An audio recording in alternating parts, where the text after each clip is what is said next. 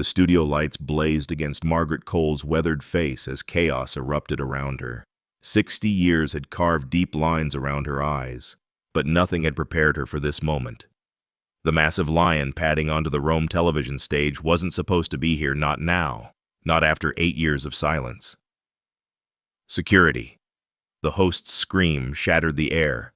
Tranquilizer guns emerged from shadows. Audience members scrambled over seats. But Margaret remained frozen, her lips forming a single, impossible word. Samuel. The one-eyed lion stopped mid-stride. His scarred face turned toward her voice, that voice he'd heard through fevered nights when death had courted him as an abandoned cub. The fierce beast, all 400 pounds of muscle and wilderness, slowly lowered himself to the studio floor. Time collapsed. In that suspended moment between recognition and revelation, 8 years of buried secrets threatened to surface, secrets that could destroy reputations, end careers, and challenge everything the conservation world believes sacred. Before we continue, please leave a like and let me know which city you're watching from. Now, let's get back to the story. 8 years before that fateful television moment, Margaret Cole had arrived at the Andalusian Wildlife Conservation Center carrying 2 suitcases and a grief so heavy it bent her spine. At 52, she moved with the practiced efficiency of a pediatric nurse who'd spent 3 decades navigating hospital corridors in Minnesota. But her eyes held the hollow darkness of someone running from ghosts. The ghosts had names. Emily, her 8-year-old daughter, whose laughter had filled their suburban home until a rare neurological disease stole first her sight in one eye, then her balance, then her breath. Margaret had held those tiny fingers through 18 months of decline, singing, "Somewhere Over the Rainbow," when the pain medications weren't enough, when Emily would cry about the darkness creeping across her vision. The music box still played that tune, tucked now in Margaret's suitcase like a shard of glass she couldn't bear to throw away, but couldn't stop from cutting her. Robert had tried to hold them together after Emily died. For 2 years. He'd been Margaret's anchor until a drunk driver on I-494 took him too, leaving Margaret with a folded flag, a death benefit check, and absolutely no reason to keep breathing except that her body stubbornly refused to stop. Spain had been an escape disguised as purpose. The Conservation Center's volunteer program promised meaningful work with rescued animals, former circus performers, abandoned exotic pets, casualties of human greed. The facility itself squatted on 40 acres of scrubland outside Seville. More desperate hope than professional operation. Dr. Carlos Mendoza, its controversial director, believed in second chances for creatures society had written off. Perhaps that's why he'd accepted Margaret's application despite her lack of wildlife experience. The compound consisted of converted farm buildings, their whitewashed walls crumbling under the Andalusian sun. Chain-link enclosures housed everything from 3-legged servals to a blind bear named Joaquin. The veterinary clinic, a generous term for the converted barn, operated on donations and determination. Dr. James Harrison, the staff veterinarian from Manchester, made miracles from expired medications and borrowed equipment. Margaret had come here to feel useful again, to fill her days with something other than memory. She'd learned to prepare specialized diets, clean enclosures, maintain medical records, but she kept her distance from the animals themselves. Love, she'd learned, was just future grief waiting to happen. She would work, she would serve, but she would not feel. She had no way of knowing that principle would shatter completely in just 3 days' time. The morning of her 3rd day at the sanctuary began like the others, preparing meat portions at dawn, checking water supplies, documenting medications. Margaret had just finished hosing down the serval enclosure when she heard it, a sound so faint she almost dismissed it as wind through the chain link. But 3 decades of pediatric nursing had trained her ears to recognize labored breathing, even from across a room, even from across species. She found him behind the waste management area, where the sanctuary's dumpsters created a maze of shadows and stench. The lion cub couldn't have been more than 6 weeks old, his tawny fur matted with dirt and what looked horrifyingly like dried blood. But it was his breathing that made Margaret's knees buckle, that distinctive wheeze and whistle she'd heard too many times in pediatric ICU. the sound of lungs drowning in their own fluid. His left eye was clouded over, a milky blue film that meant blindness, infection, or both. The other eye, amber and desperate, fixed on her with the kind of primal fear that transcended language. He tried to growl a pathetic sound that came out more like a bubbling cough. Pink foam gathered at the corners of his mouth. "Sweet Jesus," Margaret whispered, her training overriding her emotional walls. She radioed for Dr. Harrison immediately. The British veterinarian arrived within minutes, his expression darkening as he examined the cub from a safe distance. Severe respiratory infection, likely pneumonia. The eyes gone, probably birth defect or early trauma. He stood, brushing dust from his khaki pants. Classic case of maternal abandonment. The mother knew he wouldn't survive. "So we treat him," Margaret said, though she already saw the answer in Harrison's weathered face. "We don't interfere with natural selection. Margaret, you know the protocol. We rescue animals from human-caused situations: abuse, abandonment by owners, circus casualties. This is nature taking its course." His Manchester accent softened slightly. "The kindest thing would be euthanasia. Spare him the suffering." Margaret stared at the cub, watching his tiny ribcage struggle with each breath. The morning sun caught the foam at his mouth, turning it iridescent. For a moment, she was back in Children's Hospital, watching Emily's chest rise and fall with the same desperate rhythm, listening to doctors discuss comfort measures and quality of life. "Give me the day," she heard herself say, "just to make him comfortable." Harrison hesitated. "Margaret, I'm not asking to save him, just... No creature should die alone behind a dumpster. Let me clean him up, give him some comfort. You can do what needs doing tomorrow." Perhaps it was the flatness in her voice, the absolute absence of hope that convinced him. Harrison nodded curtly. 24 hours. Document everything. Don't get attached." But the moment Harrison left, Margaret's hands were already moving with muscle memory 20 years in the making. She'd transported hundreds of critical children, knew how to move fragile bodies without causing more damage. The cub was lighter than she expected, maybe 15 pounds of fever and failing life. In the clinic's isolation room, she worked with stolen supplies and desperate precision. Saline to clean the wounds. Expired antibiotics calculated down from human pediatric doses. Most critically, she began the chest physiotherapy she'd performed countless times on cystic fibrosis patients: gentle percussions to loosen the mucus, positioned drainage to clear the airways. The cub was too weak to fight her. He lay on his right side, his blind eye up, wheezing through treatments that Margaret knew were probably futile, but as she worked, she found herself humming the same low, wordless melody she'd hummed to Emily during breathing treatments. The cub's good eye tracked to her face. "Your mother was right to leave you," she told him quietly, maintaining the professional detachment that had kept her functional these past years. "You're broken.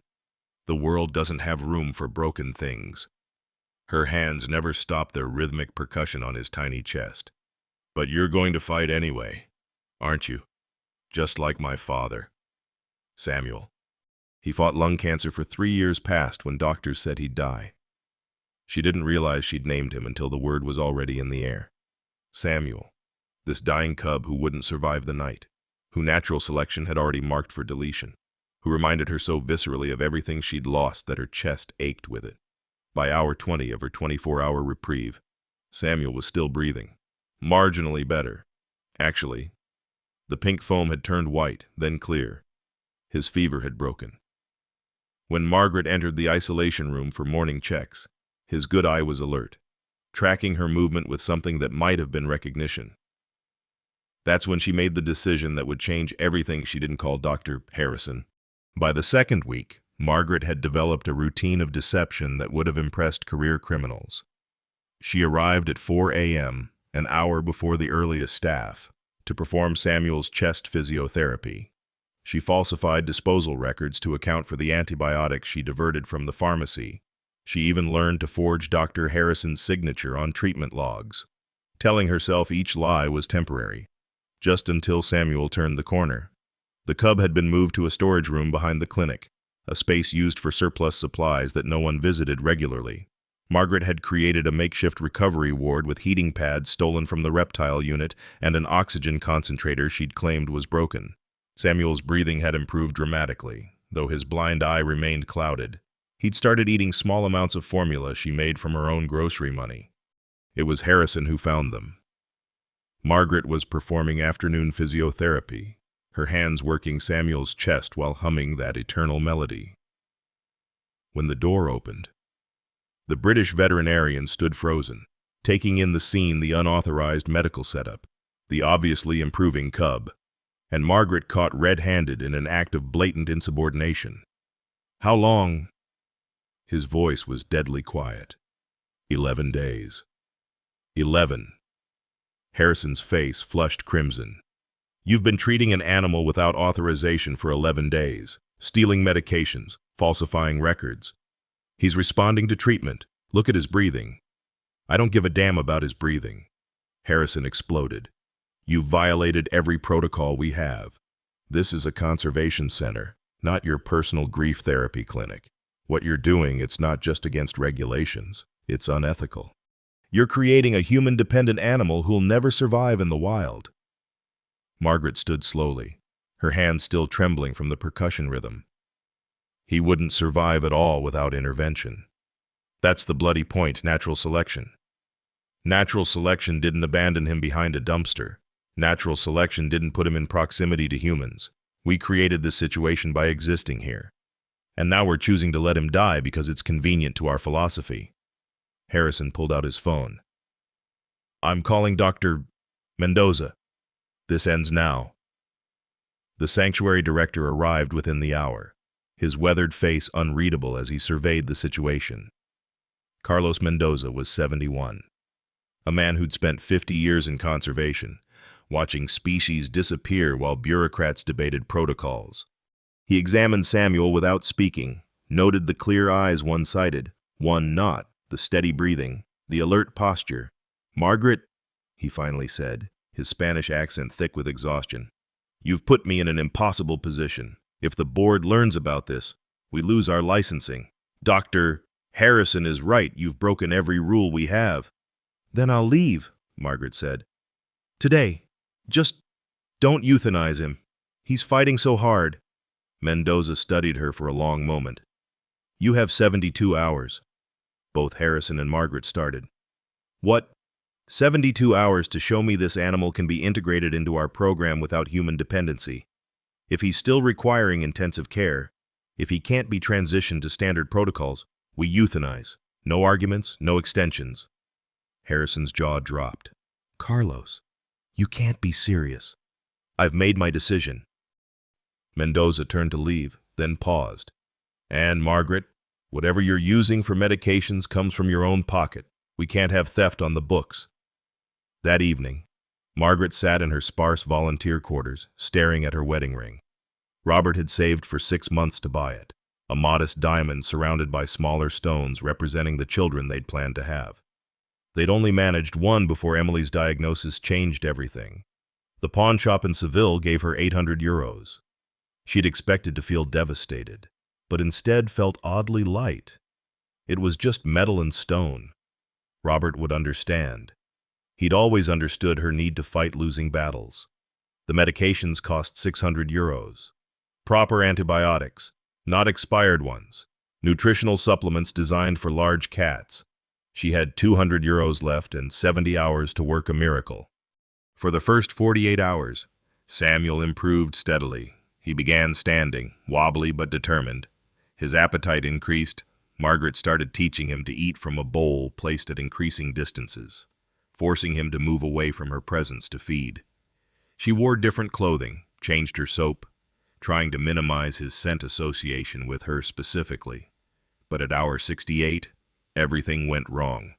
Margaret found Samuel barely breathing, his body temperature plummeting. The infection had returned with vengeance, or perhaps had never truly left, just hidden deeper in his lungs waiting to strike. She worked frantically, adjusting antibiotics, performing emergency physiotherapy, but nothing helped. His breathing became agonal, the gasping, irregular pattern she'd seen too many times before. At hour 71, Samuel stopped breathing entirely. Margaret didn't think. Her hands moved with the muscle memory of 1,000 pediatric codes, modified for the small lion's anatomy. Chest compressions, rescue breaths. The rhythm drummed into her since nursing school. 1 and 2 and 3 and 4 and breathe. Again. Again. She was sobbing.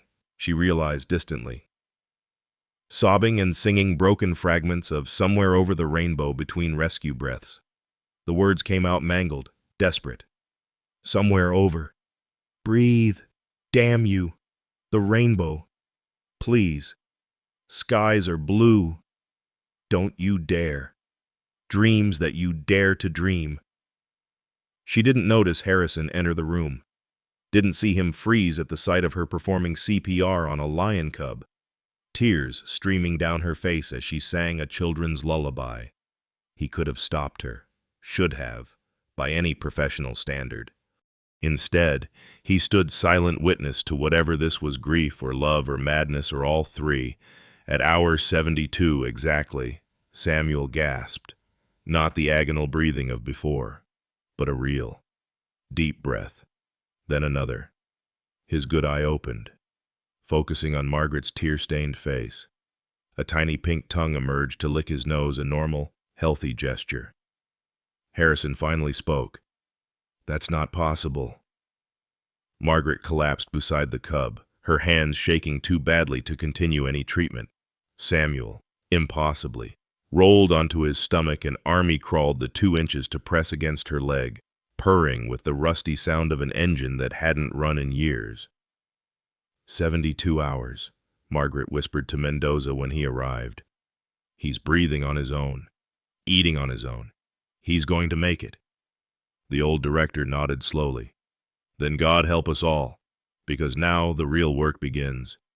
The morning after Samuel's resurrection, Margaret established what she called the protocol. She marked a line in the dirt exactly 2 meters from Samuel's new enclosure, a converted quarantine pen behind the clinic. She would not cross that line, not once, not ever. If he's going to survive, she explained to Dr. Harrison, who'd become an unexpected ally, he needs to be a lion, not a pet. 2 meters is close enough to provide care, far enough to maintain wildness. Harrison watched her place Samuel's food bowl just inside the enclosure, then retreat to her line. You saved his life twice, and now you're going to pretend you don't care. I'm going to care from a distance. Margaret's voice was steady, professional. It's what I should have done with Emily. Loved her from a distance instead of trying to hold on so tight that... She stopped, shaking her head. Samuel deserves better than my need. Over the next weeks, Margaret developed a communication system that defied conventional understanding. She would hum specific patterns. 3 low notes meant feeding time, a rising scale meant play, a single sustained note meant rest. Samuel learned them all within days. More remarkably, he began responding with his own vocalizations, creating what Harrison privately called their language. The problem was, Samuel wouldn't accept food from anyone else. Other volunteers tried Margaret's humming patterns, but Samuel would retreat to his enclosure's corner, refusing to eat until Margaret returned. After 3 days of hunger strike, when Margaret attempted a day off, Mendoza conceded defeat. You've created a dependency, Bim, he said, though not unkindly. This is exactly what we try to avoid. Give me time. He's still recovering. Once he's stronger... The inspection is in 3 weeks, Mendoza interrupted. The ministry is already suspicious about our funding. If they discover we're hand-raising a lion cub with unauthorized protocols... Margaret understood. The sanctuary survived on governmental grants and private donations, both of which depended on maintaining strict adherence to established conservation practices. What she was doing, this emotional, intuitive approach, went against everything the industry stood for. It was during the 4th week that Rebecca Thompson arrived. The American journalist was 35, blonde, with the kind of persistent cheerfulness that could crack the most reluctant sources. She claimed to be writing a piece about small Spanish sanctuaries making a big difference, but her questions were too specific, too pointed. I heard you have some unusual rehabilitation methods here, she said to Margaret during a supposedly casual conversation by the serval enclosure. Revolutionary. Even. We follow standard protocols, Margaret replied, not meeting her eyes. Right. Standard. Rebecca smiled. Like the secret lion cub you're raising behind the clinic. Margaret's blood chilled. I don't know what you're talking about. The delivery driver told me. Said he's seen you back there every morning at dawn, humming to something. Said Dr. Harrison's been ordering pediatric medical equipment. Either you're running a very strange daycare or something interesting is happening. Before Margaret could respond, a low roar echoed from behind the clinic Samuel's dinner call. Right on schedule. Rebecca's eyes lit up. Please, Margaret said quietly. Whatever you think you know. I think I know you're doing something beautiful, Rebecca said. I've been investigating this place for months. Mendoza's sanctuary is hanging by a thread, competing against larger facilities with better funding. One unique story, one viral article about innovative conservation methods could change everything. Or destroy everything. The ministry would shut us down. Rebecca studied her. Not if it's framed right. Not if it's about love and loss and second chances. People eat that up.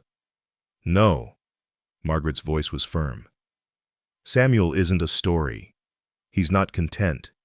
He's a living being who deserves dignity, not exploitation. But Rebecca had already seen enough.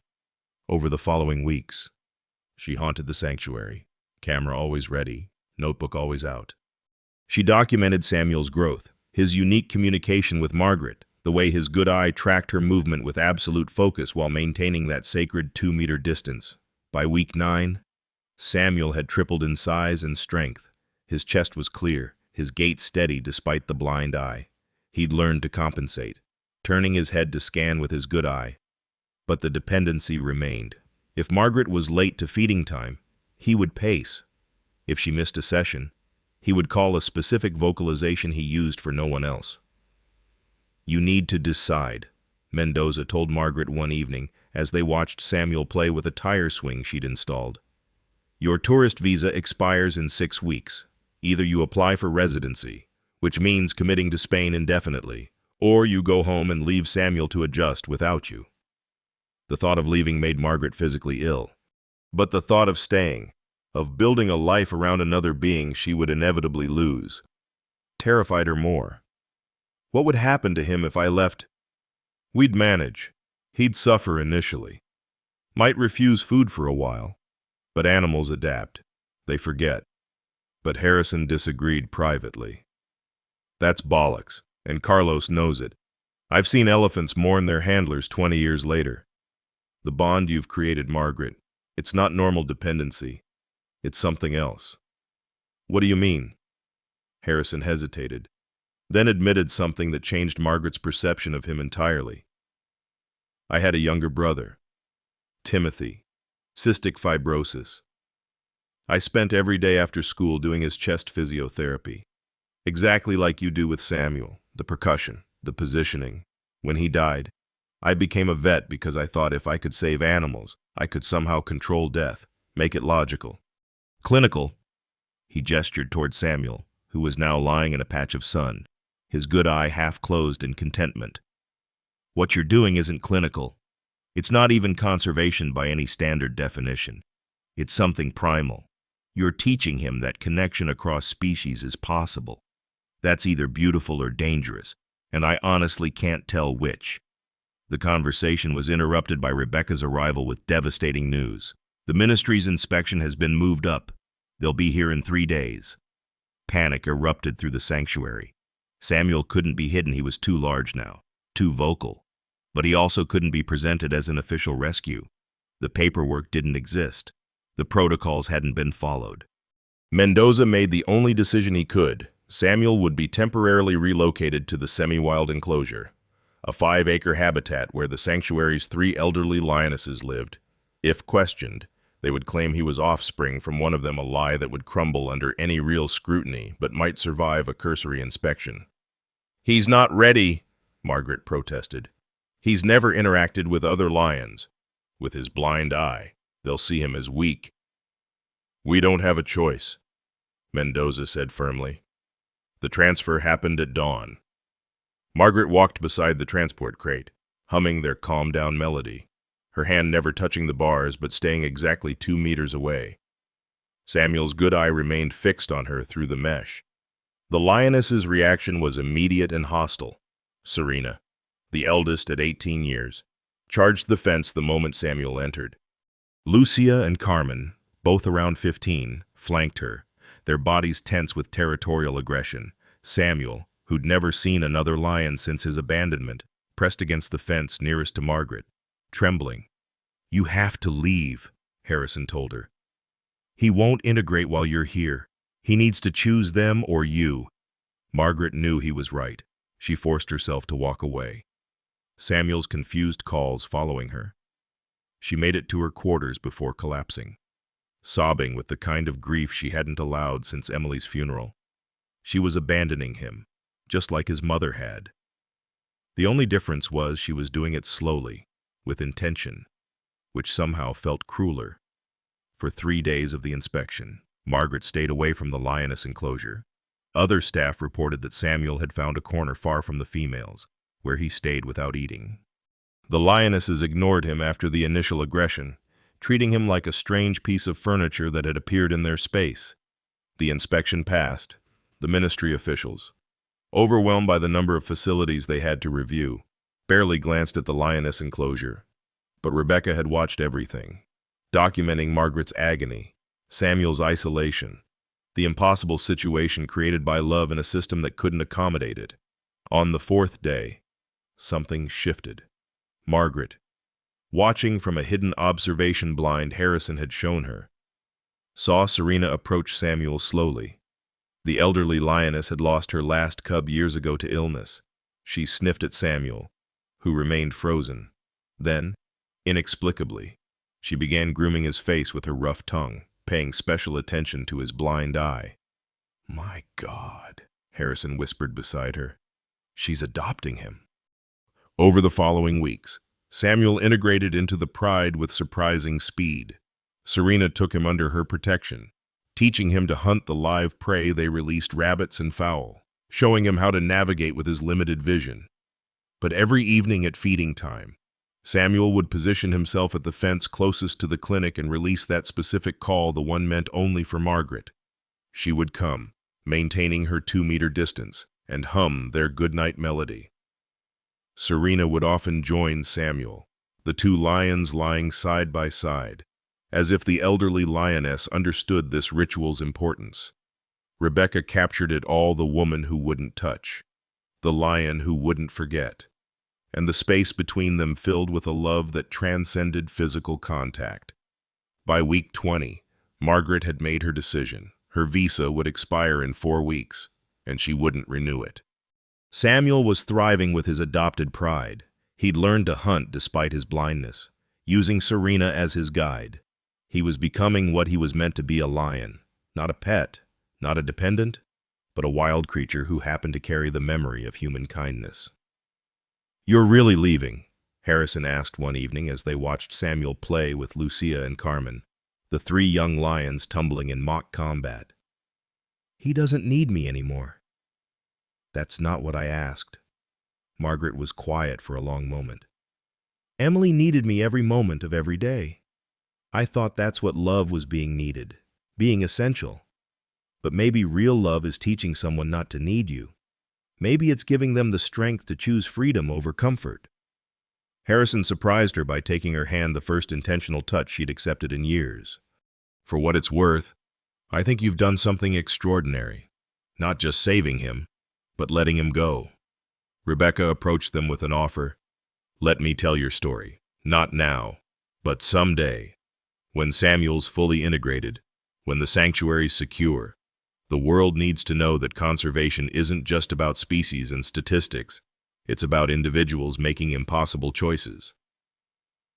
Margaret agreed, with conditions. No real names, no location identifiers, nothing that could turn Samuel into a tourist attraction. Rebecca accepted. The final week was a systematic goodbye. Margaret began reducing her visits, having other keepers hum the feeding calls, teaching Samuel that their language wasn't exclusive to them. He resisted at first, but Serena's presence seemed to comfort him. The old lioness would guide him to the feeding area, stay with him until he ate. On Margaret's last day, she broke her own rule, not by touching Samuel, but by entering the enclosure for the first and only time. She sat exactly 2 meters from where he lay with Serena, placing a small object between them, Emily's music box, the one item she couldn't bear to leave behind but couldn't bear to keep. She wound it up, letting Somewhere Over the Rainbow play in its tinny, imperfect melody. Samuel's good eye focused on her with an intensity that seemed almost human. He rose, approaching the music box, and did something that made everyone watching gasp. He picked it up gently in his mouth, carried it to Serena, and placed it at her feet, as if giving his adopted mother a gift from his first one. "For Emily," Margaret whispered, though she knew he couldn't understand. "And for you. And for the mother who knew she couldn't save you but loved you enough to try." Samuel made a sound, not a roar, not their special call, but something new.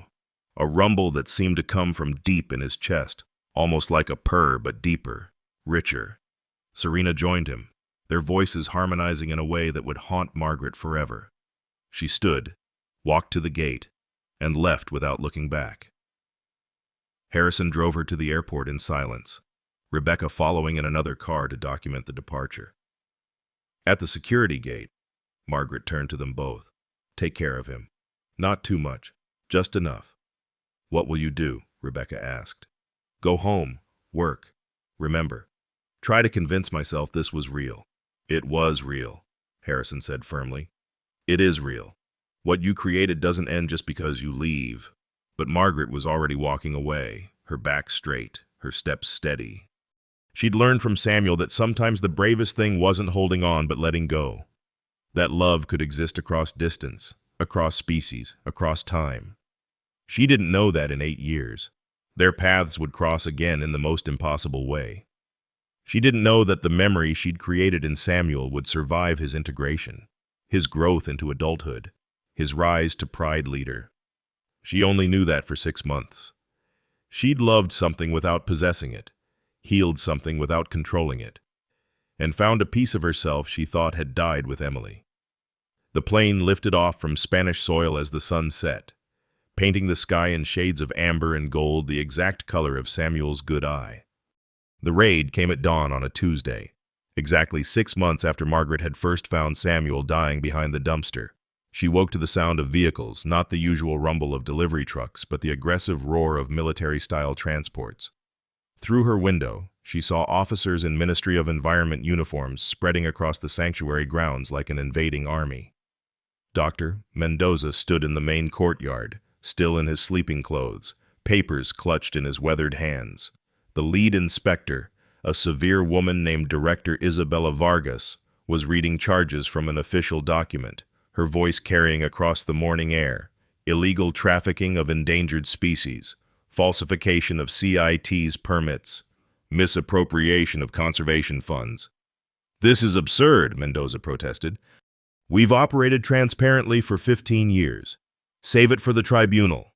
Vargas cut him off. She gestured to her team. "Every animal needs documentation verified.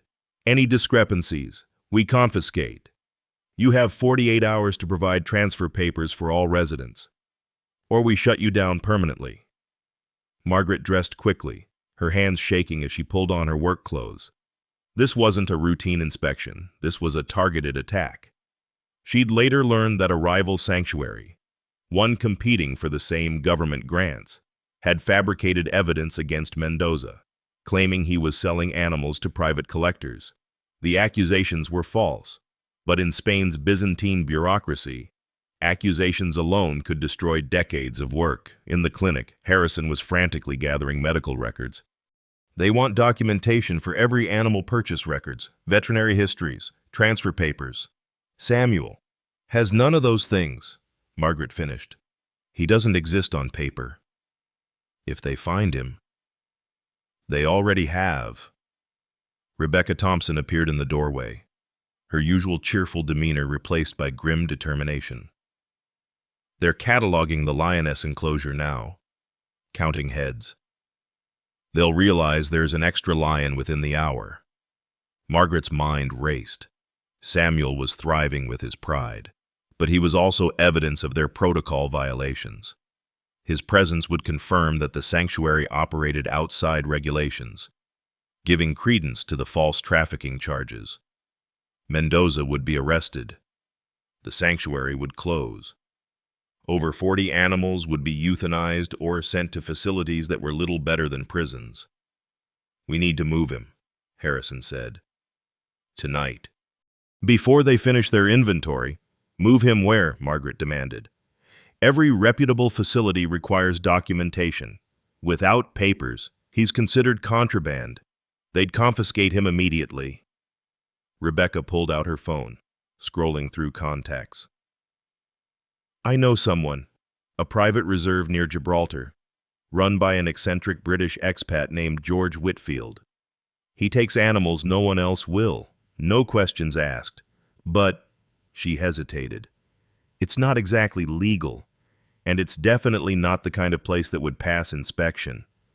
So we'd be actually trafficking an endangered species," Harrison said flatly, "becoming the criminals they're accusing us of being."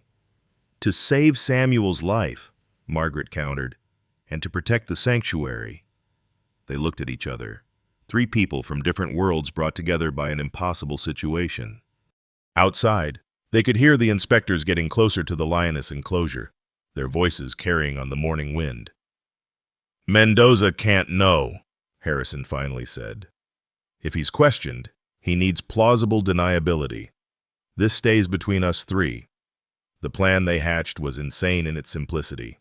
That night, during the inspector's dinner break, they would sedate Samuel and transport him in Rebecca's rented van. She had press credentials that might get them through checkpoints. Margaret would ride with Samuel to keep him calm. Harrison would stay behind to cover their absence, claiming Margaret had gone to town for medical supplies. But first, Margaret had to prepare Samuel. That evening, she approached the lioness enclosure for what she believed would be the last time. Samuel was lying with Serena, the two of them grooming each other in the fading light. When Margaret hummed their greeting, Samuel's head shot up, his good eye finding her instantly. She sat at her 2-meter mark, pulling out Emily's music box. She'd retrieved it from where Samuel had left it with Serena, and now she wound it one final time. The melody drifted across the space between them, tinny and fragile in the evening air.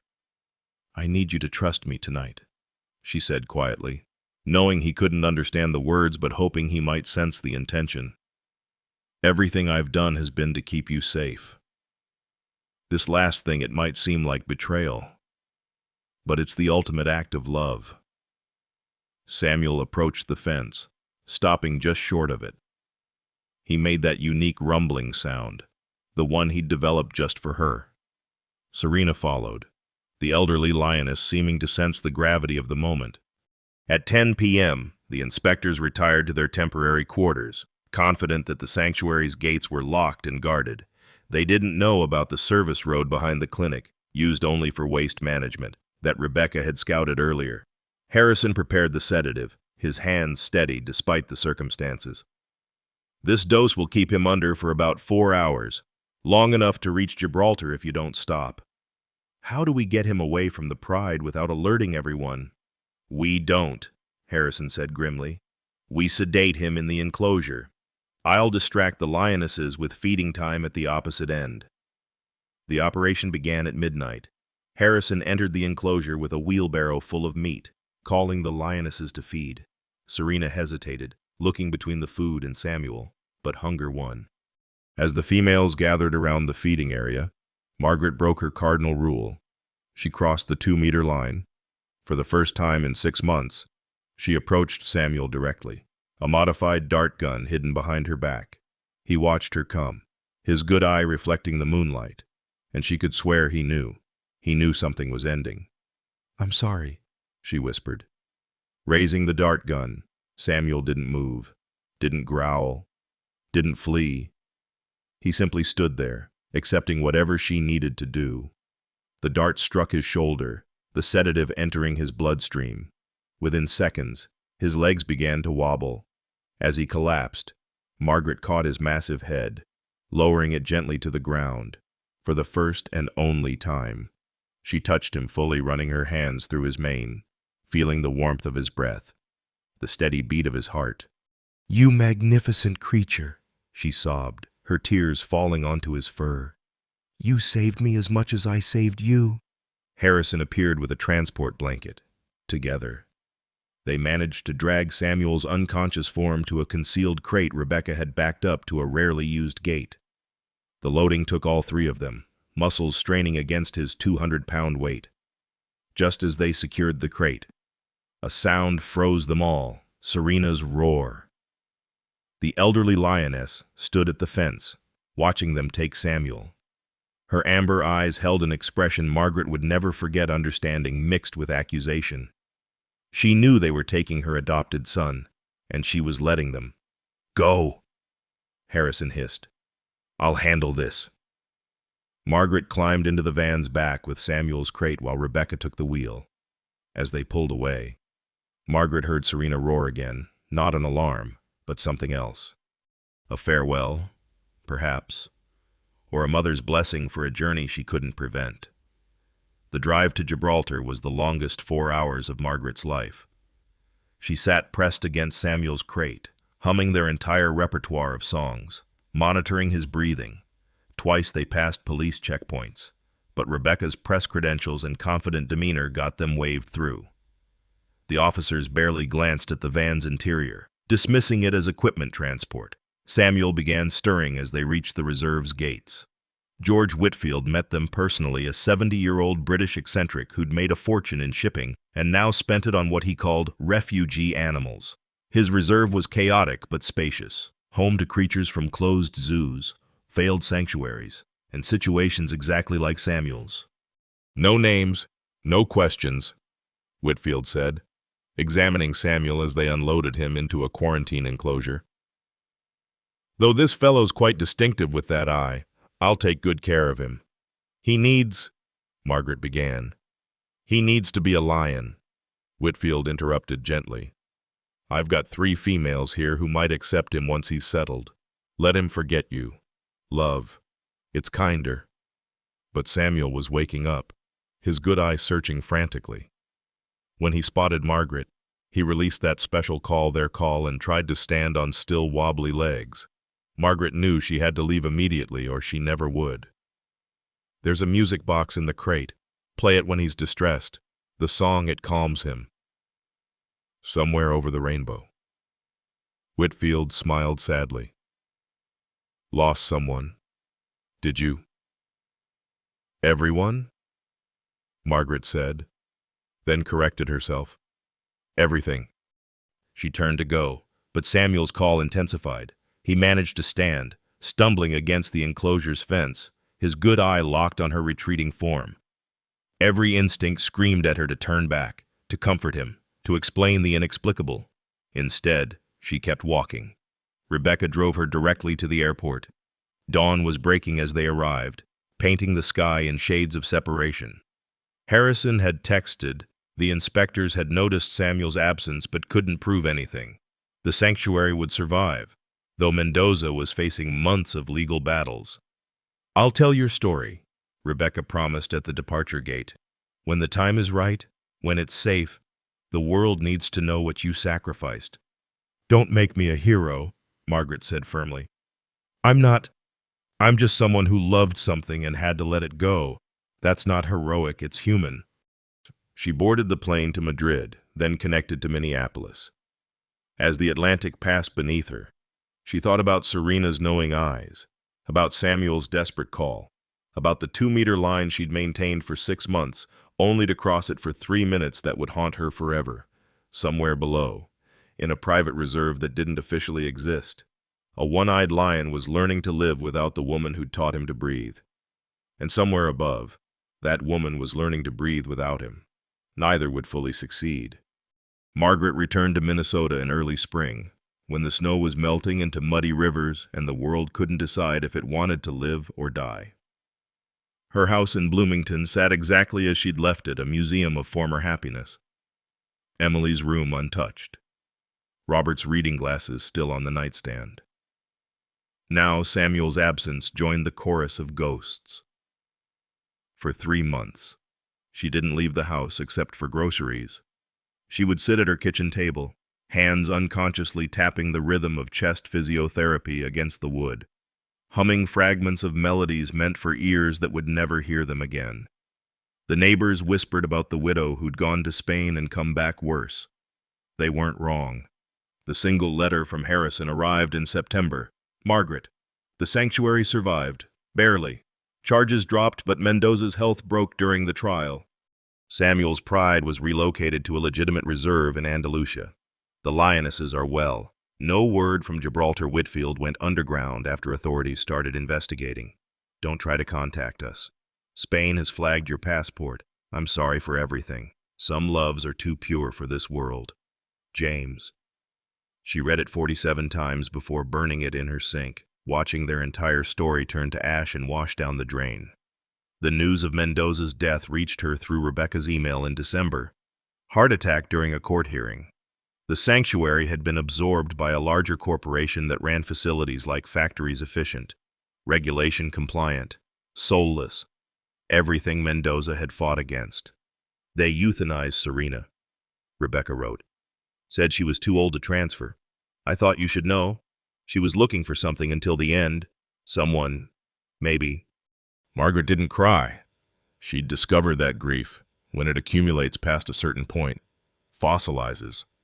It becomes a weight you carry rather than a feeling you experience. Emily, Robert, Samuel. Now Serena, layers of loss compressed into something diamond hard in her chest. By the second year, the Minnesota Board of Nursing was threatening to revoke her license due to extended absence. Margaret forced herself back to work, taking night shifts at Children's Hospital, the same ward where Emily had died.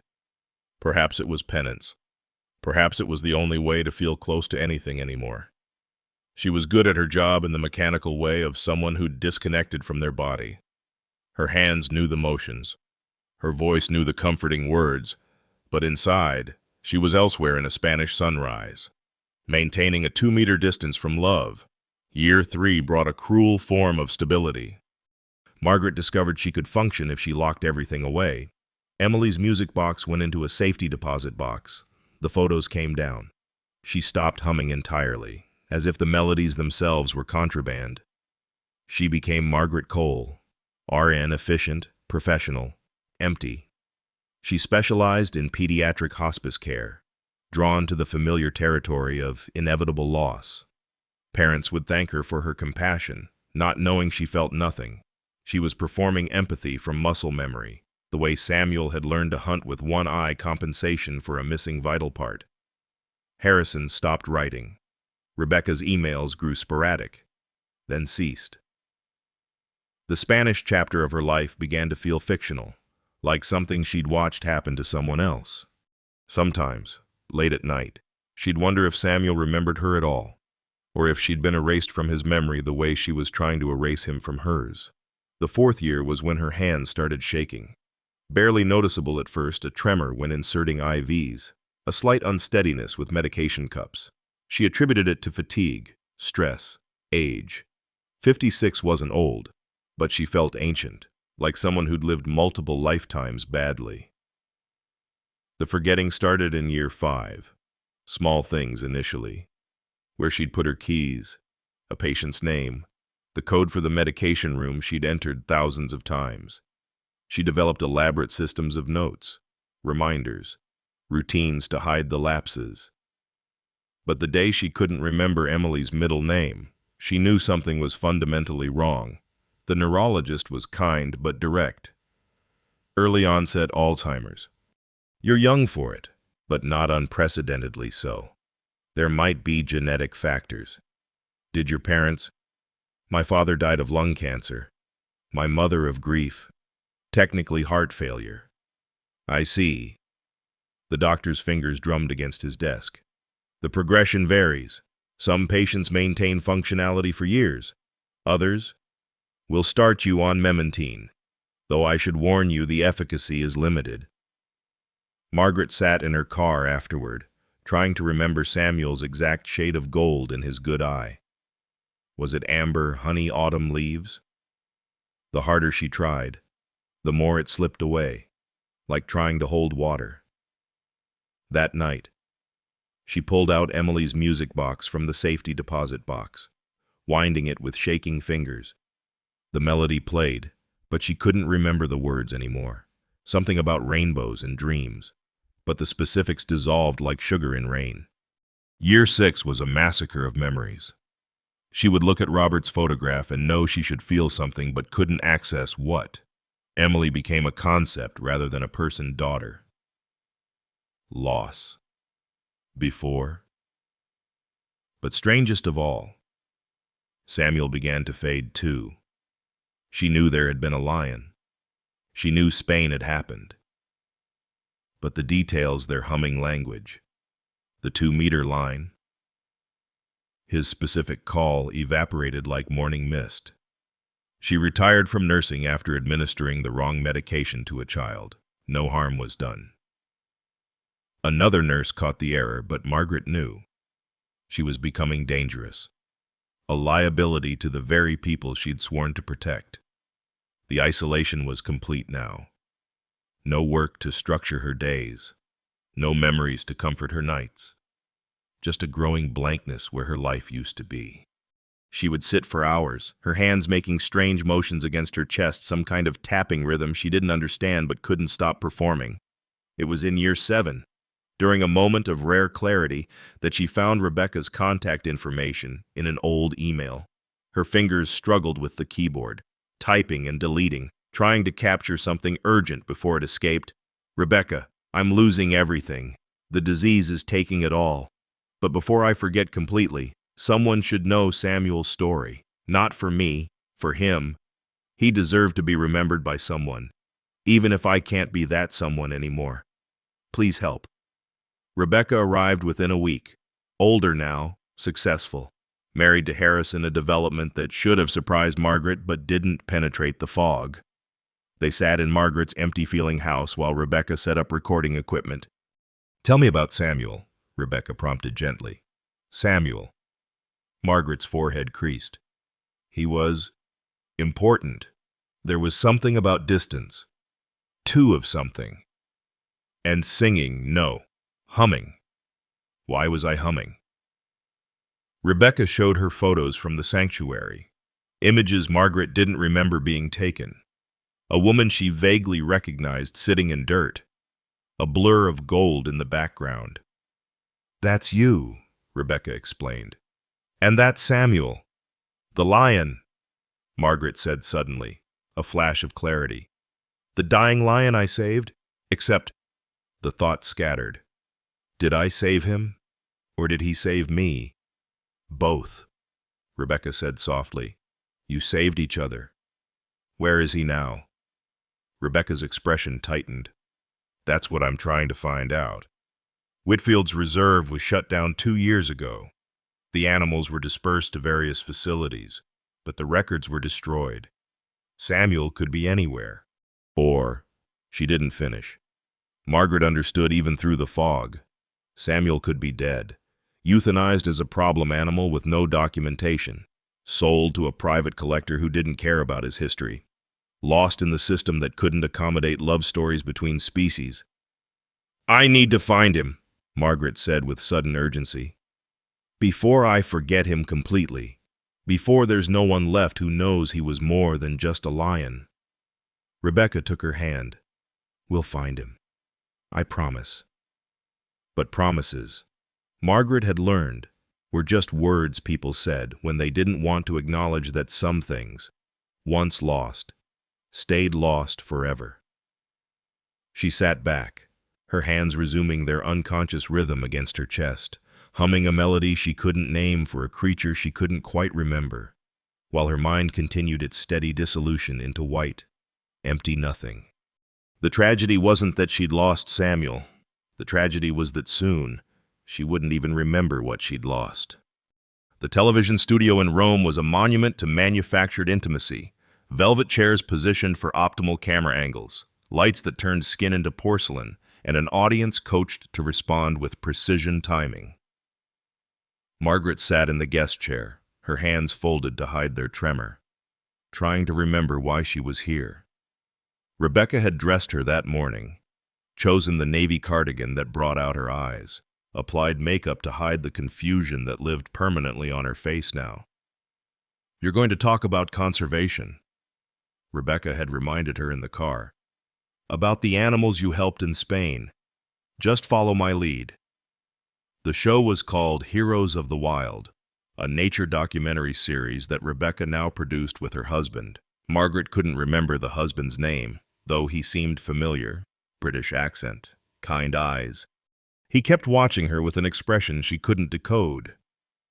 "Ladies and gentlemen," the host announced in accented English, "tonight we have a very special guest, Margaret Cole, a nurse from America who became an unlikely hero in the world of wildlife conservation." Margaret smiled automatically, the expression she'd learned to wear when she didn't understand what was happening. The studio lights were too bright, turning everything into a white haze that reminded her of something snow-numbered, sand, Spanish sand. "Margaret," the host continued, "tell us about your work at the sanctuary in Spain." She opened her mouth, then closed it. Spain. There had been animals. There had been something important. But the harder she reached for it, the more it dissolved. Rebecca, sitting just off camera, made an encouraging gesture. Margaret began, then stopped. Her hands started their unconscious rhythm against her legs. Tap, tap, tap, tap. There was someone who needed help. Someone. The host's smile grew strained. "You mean an animal?" "Yes." "No. Both." The confusion must have shown because Rebecca stood suddenly, whispering urgently to a producer. The host shifted tactics. "Perhaps you could tell us about the innovative techniques you developed, the 2-meter protocol." 2 meters. The phrase sparked something, a flash of yellow gold, but it vanished before she could grasp it. Margaret felt panic rising. She was failing on live television, her broken mind exposed for millions to see. That's when she started humming. She didn't know why. The melody emerged unbidden, soft, wandering notes that seemed to calm the chaos in her skull. "Somewhere over the rainbow," though she couldn't remember the words. Just the tune that lived in her muscle memory. The host was saying something about bringing out a special guest, an ambassador animal from a conservation success story. But Margaret wasn't listening. She was lost in the melody, her hands now moving in a specific pattern percussion against her chest, the rhythm of chest physiotherapy she'd performed thousands of times. Then the studio door opened. The lion that entered was magnificent and wrong, one eye clouded white, the other scanning the unfamiliar space with predatory intelligence. 400 pounds of muscle and memory, led by 2 handlers who looked nervous despite their professional composure. The audience gasped, some pulling back in their seats. Margaret's humming stopped mid-note. The lion's head snapped toward her, the good eye focusing with laser intensity.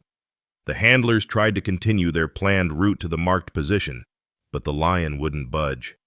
He stood frozen, every muscle tense, that single amber eye locked on the elderly woman in the guest chair. Samuel. The name escaped Margaret's lips without thought, pulled from some deep place the disease hadn't reached. What happened next would be replayed on news channels for weeks. The lion, this enormous predator in a television studio, dropped to the ground, not in submission, but in something more profound. He rolled slightly, positioning his blind eye toward Margaret, exposing his most vulnerable side in a gesture practiced 8 years ago in a Spanish sanctuary. The studio erupted in panic. The host screamed for security. The handlers pulled desperately at the lion's chain. But Margaret stood, moving with sudden clarity, and walked toward Samuel. Not to him, she stopped exactly 2 meters away, a distance her body remembered, even if her mind didn't. "Hello, my brave boy," she whispered, and her voice carried in the studio's shocked silence. "Did you think I forgot you?" Samuel made a sound then, not a roar, not a growl, but that unique rumbling vocalization he'd developed just for her. The sound triggered an avalanche of memory. Not complete, not perfect, but enough. The dying cub, the midnight treatments, the separation she'd maintained to save him from dependency, the goodbye she'd never truly said.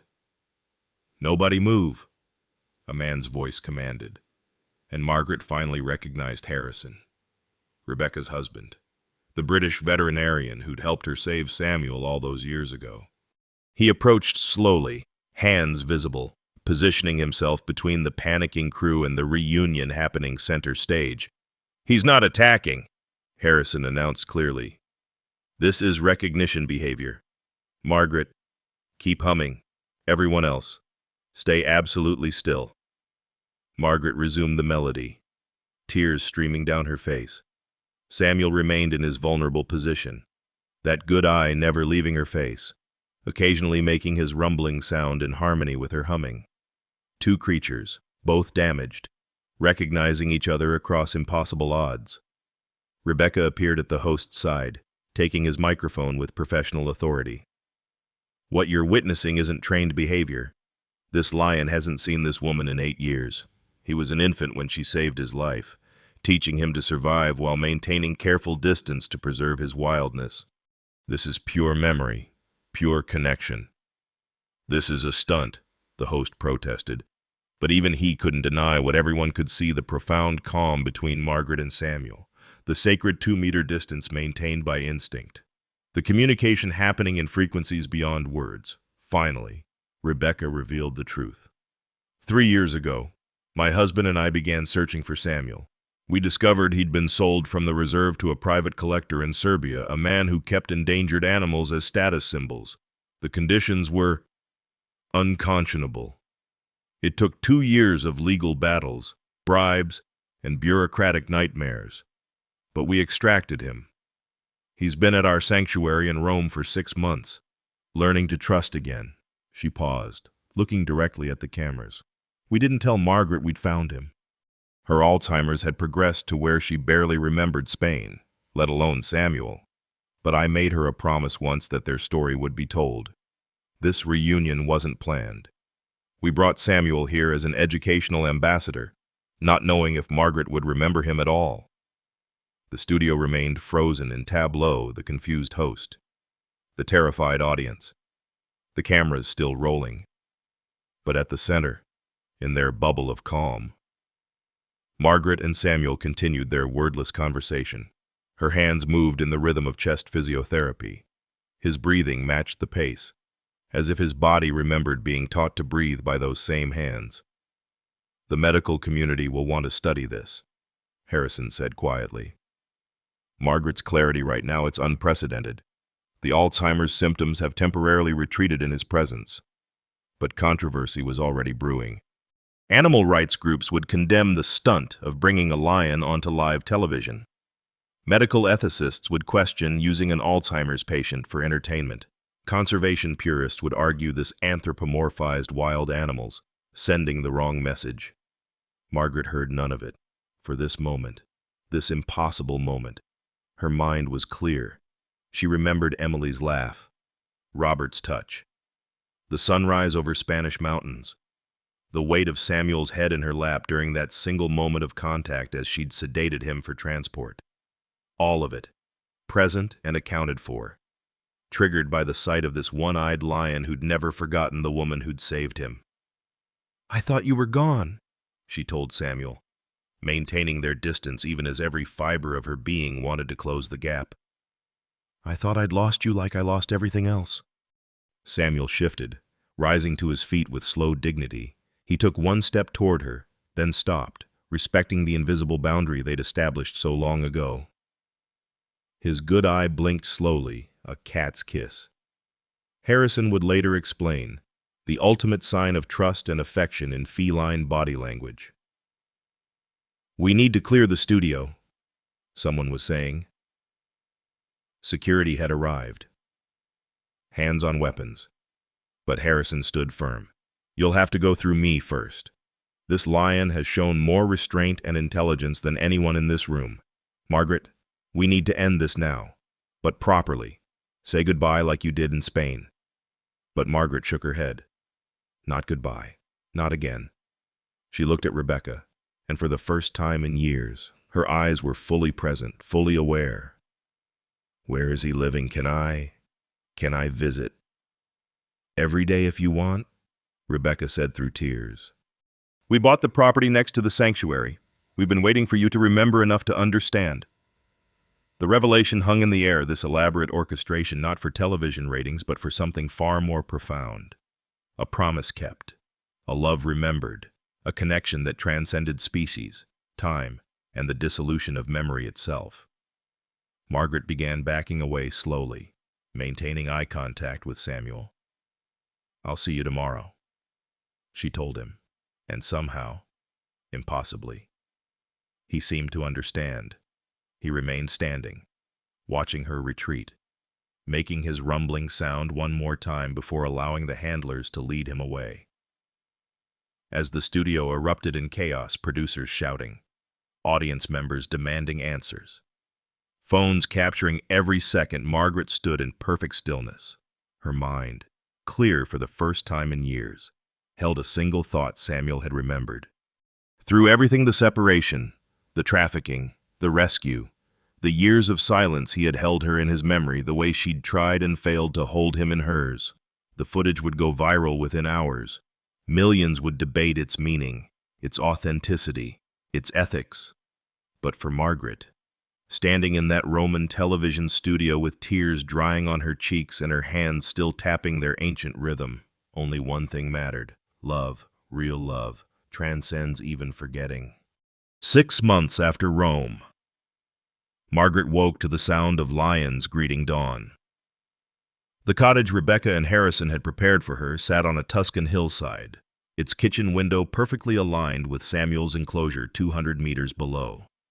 She could see him from her breakfast table, a golden shape moving through morning mist, teaching his pride the rhythms of a new day. The move to Italy had been simpler than expected. Rebecca had connections, Harrison had influence, and the viral footage of the reunion had made Margaret something of a reluctant celebrity in conservation circles. The Italian government, eager for positive publicity after several environmental scandals, fast-tracked a special visa for outstanding contribution to wildlife preservation. Margaret suspected money had changed hands, but she didn't ask questions. Some gifts shouldn't be examined too closely. Her daily routine had become a meditation on distance and connection. Each morning at 7, she walked the winding path to Samuel's observation area, a bench positioned exactly 2 meters from the fence line. She would sit with her thermos of tea, humming their repertoire of melodies while Samuel performed his morning patrol. He always paused at her spot, making his unique rumbling greeting before continuing his rounds. The Alzheimer's symptoms hadn't disappeared. She still forgot names, lost words, confused dates, but something had fundamentally shifted. The confusion that had been drowning her had receded to manageable levels. Dr. Benedetti, the neurologist treating her in Florence, called it unprecedented and wanted to publish papers. Margaret refused. She wasn't a case study. She was just a woman visiting an old friend. The brain's response to emotional anchors, Dr. Benedetti had explained, particularly cross-species bonds formed during trauma processing, suggests neuroplasticity capabilities we're only beginning to understand. Margaret didn't need the science. She knew what she knew. Samuel's presence gave her mind a focal point, a true north around which her scattered memories could organize. Not cure, but compass. The sanctuary itself was a testament to what money coupled with passion could achieve. Rebecca and Harrison had transformed 40 acres of abandoned farmland into a rehabilitation facility that challenged every assumption about wildlife care.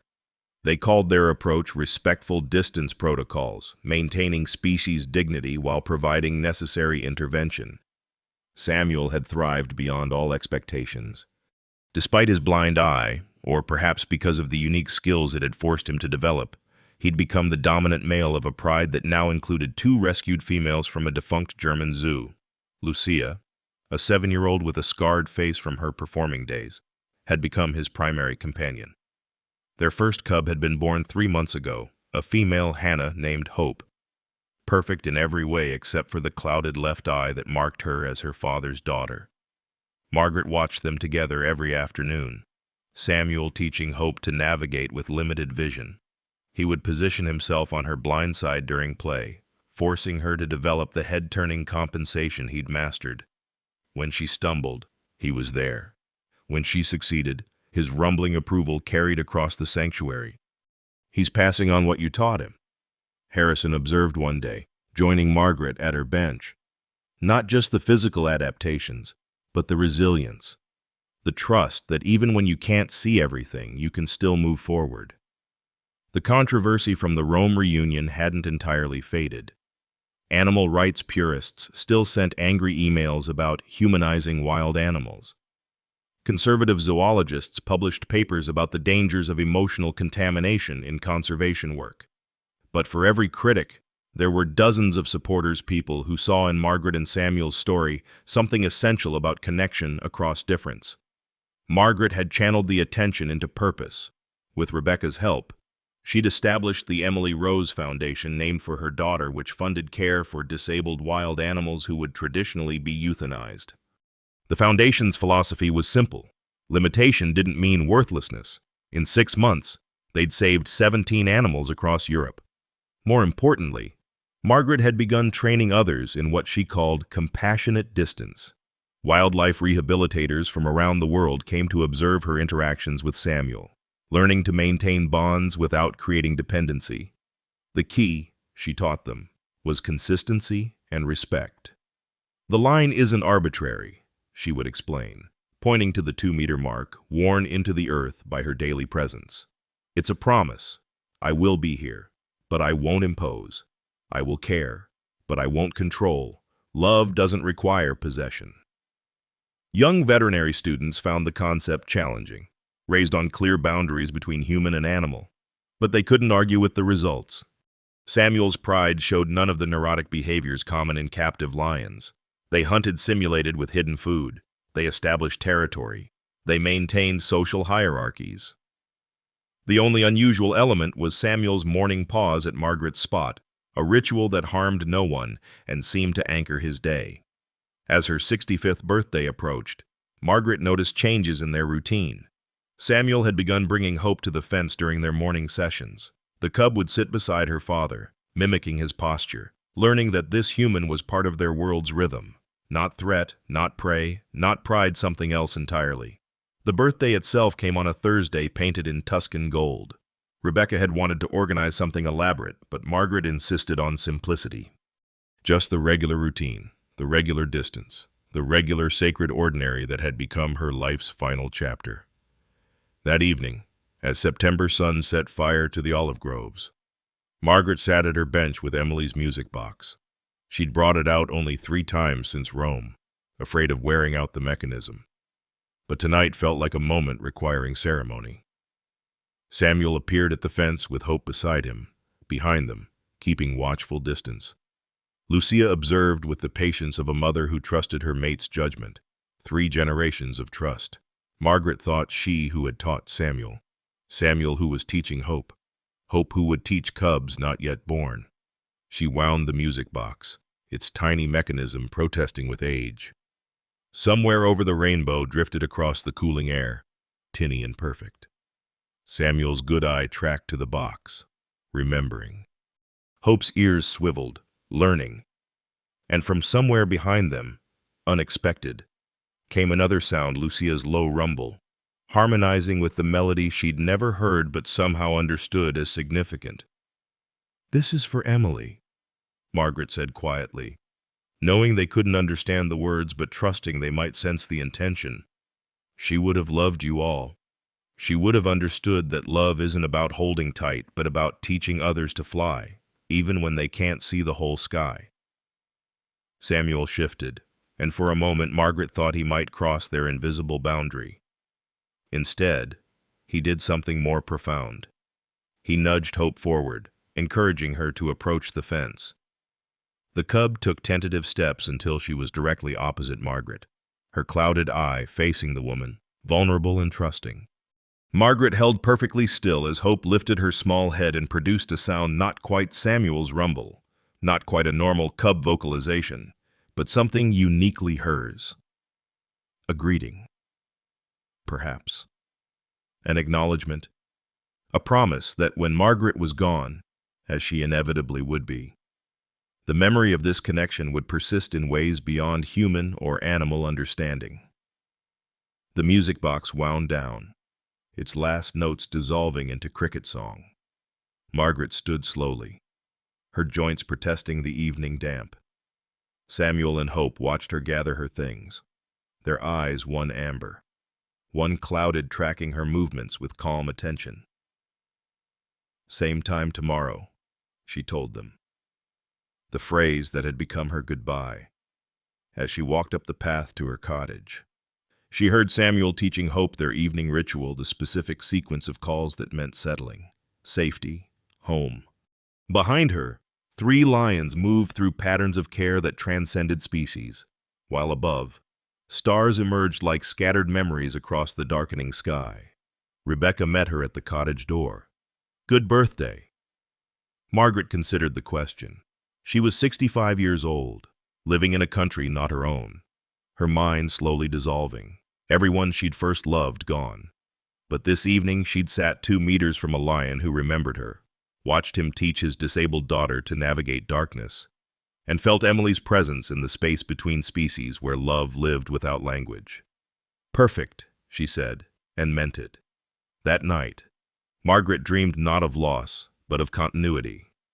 Emily running through Spanish sunflowers, Robert laughing at Samuel's first attempts to roar, Serena grooming Hope with grandmother tenderness. The dream felt like prophecy or memory, or both, time folding in on itself until all love existed simultaneously, unbound by distance, death, or forgetting. She woke to lions greeting dawn and knew with bone-deep certainty that some bonds transcend ending. In a cottage on a Tuscan hillside, an old woman with a failing mind prepared tea. In an enclosure below, a one-eyed lion taught his daughter to see around corners. And in the space between them, 2 meters of earth that held a universe of understanding, love persisted in its purest form, present without possession, permanent without promise, perfect in its impossible simplicity. The story had no ending because true stories never do. They just transform, passing from one generation to the next, changing shape but never substance. Somewhere over the rainbow, dreams really do come true, just never in the ways we expect when we first dare to dream them. You know, after all these years of telling Margaret's story, I've come to understand something about family that I never grasped before. Family isn't just blood or species or even proximity. It's the invisible threads that connect us across impossible distances, 2 meters or 2 continents. It doesn't matter. Margaret found her truest family in a one-eyed lion who couldn't speak her language but understood her grief better than any human ever could. What strikes me most is the gratitude that lived in that space between them. Not the performative kind we're taught at Thanksgiving dinners, but the bone-deep recognition that says, "You saved me by letting me save you." Samuel never forgot the woman who taught him to breathe. Margaret never forgot the lion who gave her a reason to keep breathing after Emily and Robert were gone. They redefined family as choice rather than circumstance, presence rather than possession. Every morning at that 2-meter line, they chose each other again, not to own, not to control, but simply to witness, to say, "I see you, you matter, you're not alone." That's the kind of family we all deserve, the kind built on gratitude for what is, not grief for what isn't.